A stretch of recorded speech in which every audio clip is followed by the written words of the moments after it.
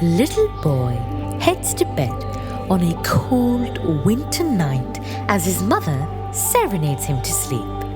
Her warm and gentle embrace is all he needs to arouse his imagination. As she rocks him back and forth, his mind starts to wander. His attention is caught by the luminescence of the stars above him, stuck to his ceiling, sparkling ever so curiously. As the wind presses against the casement window, he averts his gaze from the ceiling to the infinite ether. Just then, a moment of confusion takes over his mind. Which of these stars are real? Is it the glowing stars above me or the twinkling ones outside? He questions his mother in a shrill and robotic tone. It's well past your bedtime. Good night, sweetheart, his mother replied lovingly as she tucked him in bed with a kiss goodnight on his forehead. As the swift but distinctive footsteps of his mother start to fade, he springs out of bed in a joyful haste. I need to know which of these two dare try to deceive me. He runs to the window, jumping up and down, trying to catch a glimpse of the outside world. Why can't they tailor windows to a kid's height? I thought adults were smart. A game. I spy, with my little eyes, something that's winking at me. He stretches his arm out to grab a handful of stars. He places it against the stars on his ceiling. He says to the celestial badge to his left, "Is your movement too defined to be real, or are you a derivative of the ones to my right? Confused, are you?" Well, that was his nature, to complicate the simplest of matters. Nay, to fictionalize them.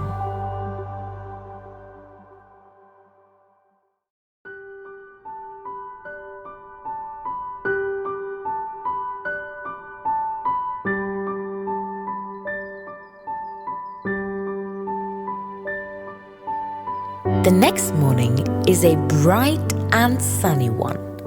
No twinkling stars, just the glorious southern sun. The boy wakes up to the sweet sonority of his mother's voice. As he makes his way to the looking glass of life, the reflector of one's true intentions, I mean the mirror, of course, pacing on his little tippy toes, his time to stare arrives. Didn't I mention?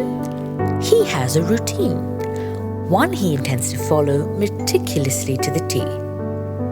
He hears the sound of the doorbell ring, signaling the arrival of his guest-turned-friend, surprisingly enough, as he usually doesn't like making friends, who seats herself in his favorite spot. That's my spot! And there goes our friendship, he thinks to himself as he begins to shrug off the disappointment that has already set in. Just as he's about to make his way to the living room for his play session, that's what they called it, he overhears the guest talking to his mother. What a chance to eavesdrop, he says with mischievous delight. As he presses his ear against the door, his breath quickens and his palms start to sweat. Speak louder, I'm trying to listen, he thinks to himself. Your son is really smart, he hears from a distance as a wide smile begins to adorn his adorable face. Quite smart for a 5-year-old with autism.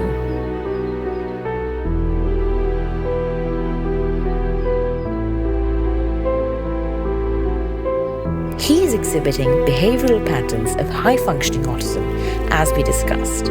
His language development is on par with his peers, and his cognitive functions are excellent. We will have to work on the other issues, though. Issues? Autism what? Confusion calls his head home once again as he tries to fathom the unfathomable. The flapping and flicking of his fingers, the repetitive blinking and walking on the toes, those we have to work on. I don't flap my fingers or blink repetitively or do anything of that sort, right? Isn't that right, Mirror? Why wouldn't you say something? A flood of tears gush down his ashen cheeks as he starts weeping helplessly. He realizes that the mirror hasn't been the trusty companion he pegged it to be. I only show you what you want to see, the mirror replies in a sorrowful tone.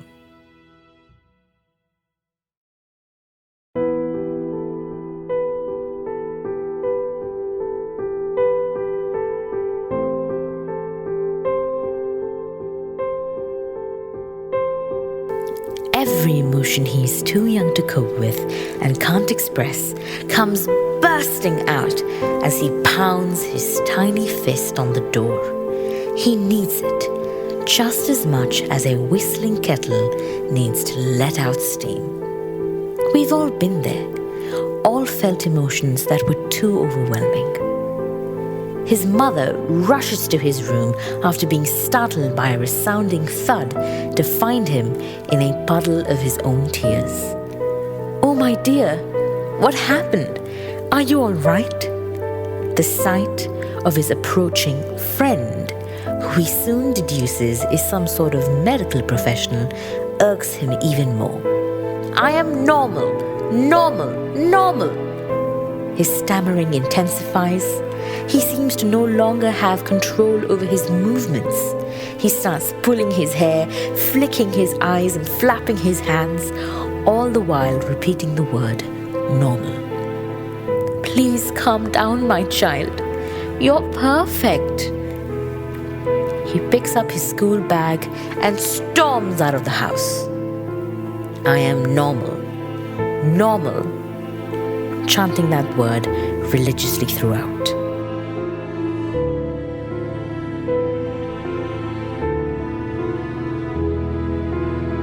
During recess hour at his school, his loitering mind spots an empty wall beside a hallway of colorful murals. He instinctively picks up the paintbrush to his side and starts drawing. No, wait, constructing some sort of experiment? Oh, I see. Let me explain. He's trying to draw a map depicting the movement of a star that follows a particular curvature. But instead, he creates an interesting puzzle, like the ones in the newspaper, that demand that the star take a different route by changing its initial position. Just as you thought the storyline was about to pick up, let me throw another curveball at you. A bunch of mean kids walk up to our little boy and start spewing all sorts of offensive insults at him pertaining to his differences. They pick up a paint bucket from the ground and toss it all over his drawings as well as his school supplies. Distraught, in dismay, downcast, dejected. Why do all sad words begin with a D? That's all he could think of. Nothing is more painful than to watch one desperately trying to keep it together. He contains his emotions all the way back home, but as soon as he breathes in the familiarity of his room, he breaks down. He feels like he has experienced the nadir of his existence, unsuspecting of the difficulties the future will hold. As the melancholy night sleeps, the boy realizes that his life would never be the same.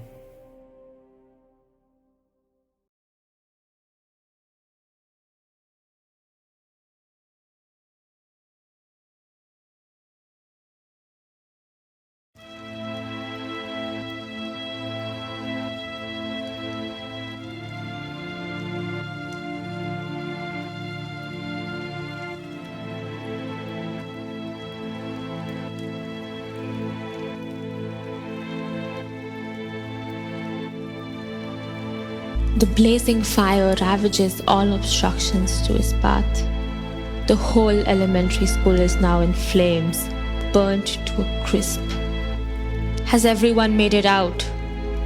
asked the leader of the fire squad. "Wait, no. My daughter. Where is she? She must be still inside.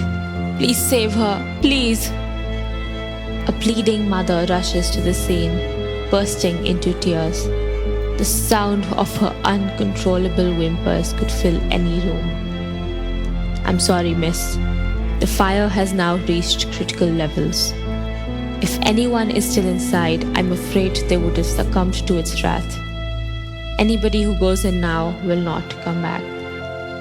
"I'll go," a brave and young firefighter announces from behind as he makes his way through the hot, blood-red flames without an ounce of fear in his eyes. "Don't be ridiculous. You will not make it." "I have to try. A child's life is at stake."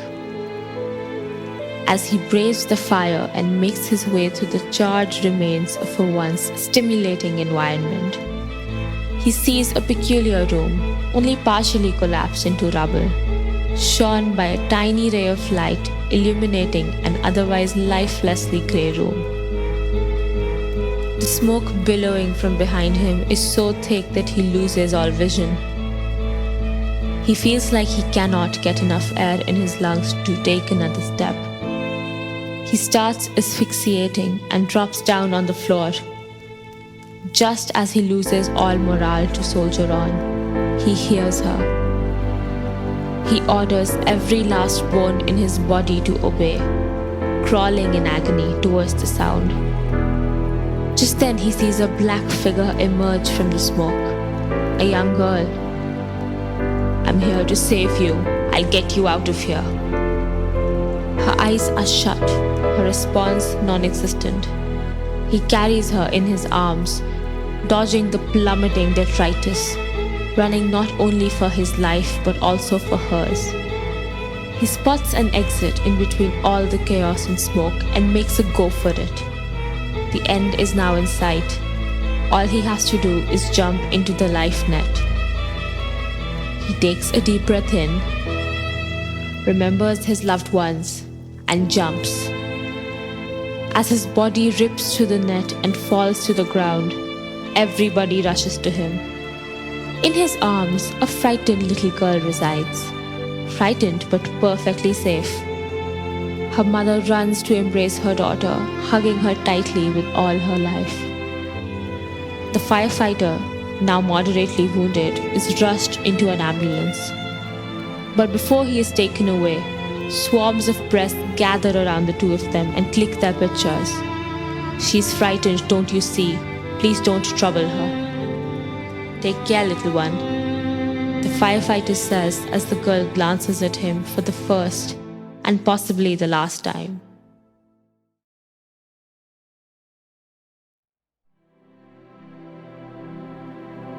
"7 years have passed since the incident, and the girl still has nightmares about the fire. She can still hear her screams, feel the heat and suffocating smoke burn through her chest, experience the lightness she remembers as her hero rescued her to safety." Her hero, you ask?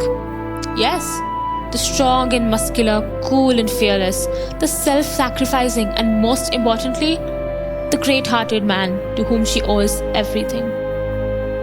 He got to her just in time, but without much effort. These things are just too easy for him. Her eyes never missed a single second. The exit was extremely smooth, and her hero drew off into the sunset without a single scratch on his body. He's my hero. I want to meet him someday and tell him how much I love him. Do you think that's the truth? Wasn't her experience extremely traumatic? And the firefighter was brave and courageous, but also struggled throughout. She seems to remember a rosy picture compared to the thorny reality.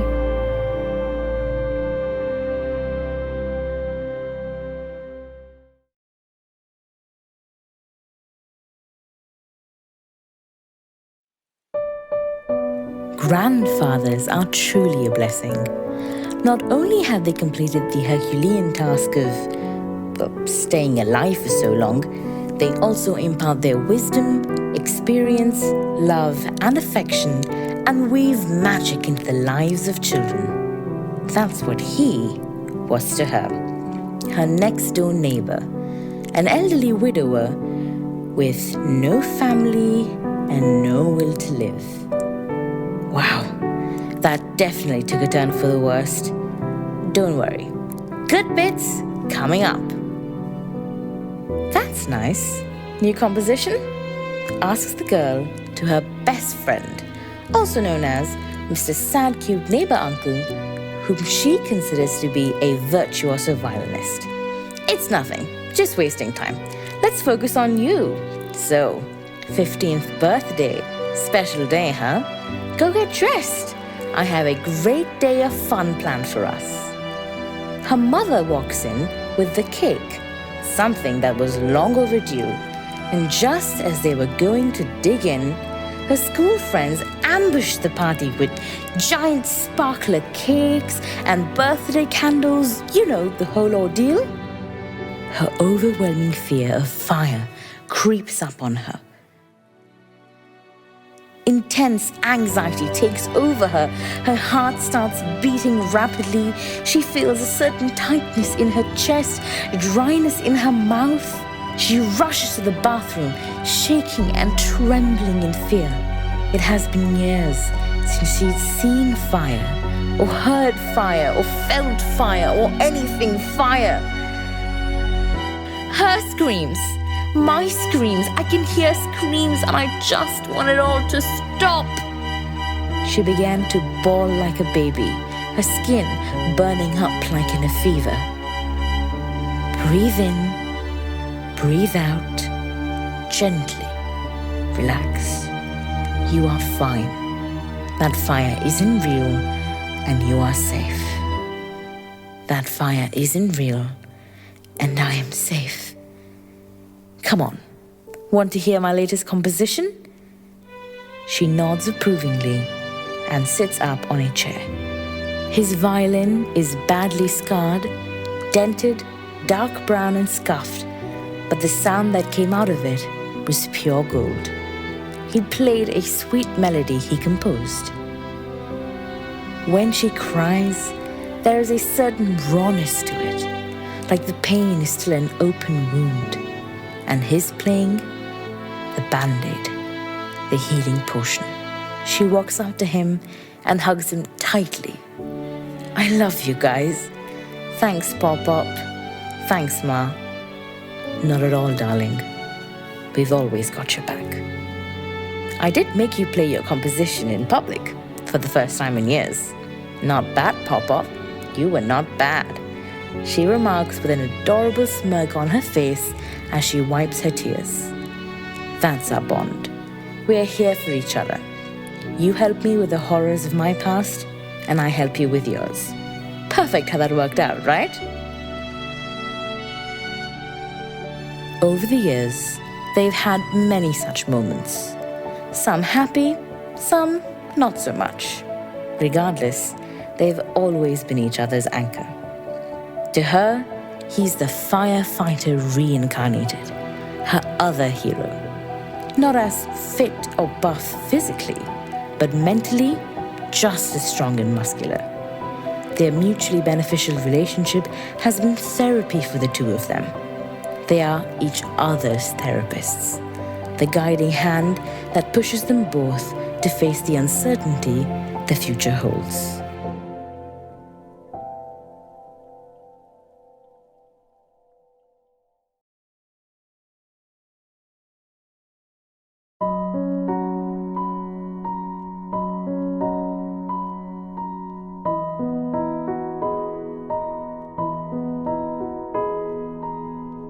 He arrives at the psychiatrist's office on a weekend evening. It was located in a tall industrial building wedged between a sandwich kiosk and a foot spa. Interesting location. The boy makes a snide remark as he enters the office. The decor and furniture dates back to the 80s, and the tacky inspirational quote on the wall by the window blinds wasn't doing the disastrous retro look of the room any favors. Just then, the boy hears music playing from the sound system. Ah, Manduvarali Ragam. I used to sing this to you, remember, sweetheart? The mother whispers to her son. She will see you now, the receptionist yells from the other end of the room, pointing the mother-son duo in the direction of the psychiatrist. Hi, come in. I'll be conducting your session for today. My name is... Oh, damn! I'm so sorry. I've been narrating their stories for so long, but I haven't mentioned their names yet. Oops, made a boo-boo. So, the little boy's name is Arav, his mother is Aisha, and the psychiatrist is Maya. Phew! Arav the boy and Aisha the mother are the same boy and mother we talked about earlier, but 5 years older. Maya is the same girl we spoke about, but 20 years older. See, I've been narrating 2 different stories from 2 different timelines, and it's also different, and I'm so confused, and I'm sorry. Let me try to make this clearer. Arav is the boy who is interested in the stars, and Maya is the girl who was saved by the firefighter in the school fire. Those 2 stories happened in the past. This story is happening in the present. Capiche?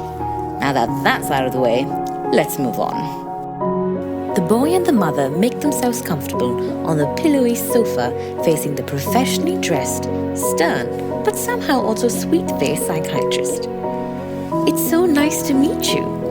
Would you and your mother like to hear a story about a boy your age who grows up to be a great scientist? That was the first of their many sessions. Over the months, his meetings with the psychiatrist has proven to be extremely helpful and beneficial for him. He's finally getting out of his shell, finally willing to allow himself to explore his full potential.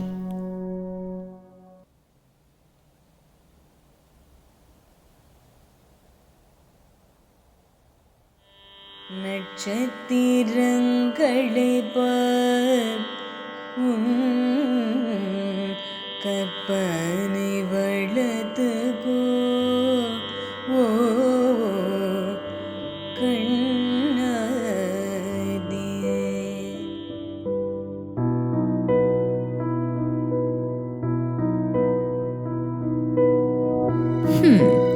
I can see that the energy observations are quick in a roller coaster. Now, dinosaurs, let me place you in my small model and move you around through the mechanical systems.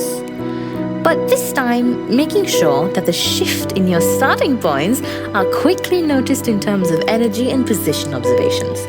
What say, dinosaurs? Yes! I've got it! I'm a genius! I finally figured it out! Only through constant change can I find out your starting point.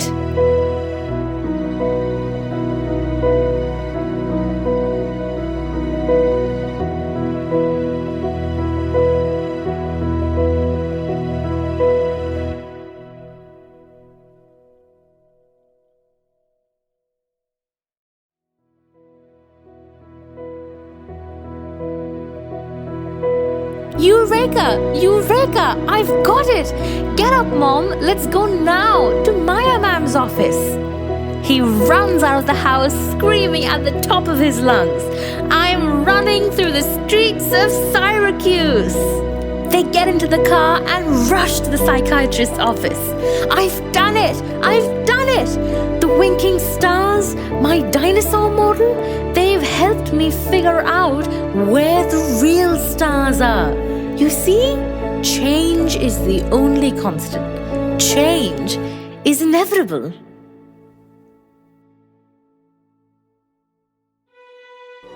Suddenly, the psychiatrist's mind jumps back in time. She's taken back to the scene of the fire, to the exact moment before the firefighter got into the ambulance, when she first laid her eyes on him, when he whispered to her, "Take care, little one, and never forget, change is inevitable. The only thing that is certain is that we must never lose hope." I remember. I've never remembered that day with such clarity ever before. Maya springs to the back of her office, vigorously searching through her drawers, looking for a newspaper clipping from the day of the fire that featured a picture of her and her hero. Here, I found it, look! I was stuck in a fire many years ago as a child, and this man, this brave firefighter, saved my life. If it weren't for him, I would have died, and he said your exact words to me. The mother is shocked to see the man in the picture and slowly says, "That man who saved you was my husband, my son's father." Maya was at a loss for words, shocked to her very core. The mother continues, "He helped you out, and now you're helping us out? Life comes full circle, doesn't it?" And full circle it did, for the both of them. The boy is now more self-confident and ingenious than ever before. And the energy the girl used to spend fighting her fears is now being spent helping others overcome theirs. It is indeed true. Everything will be okay in the end. And if it's not okay, it's not the end.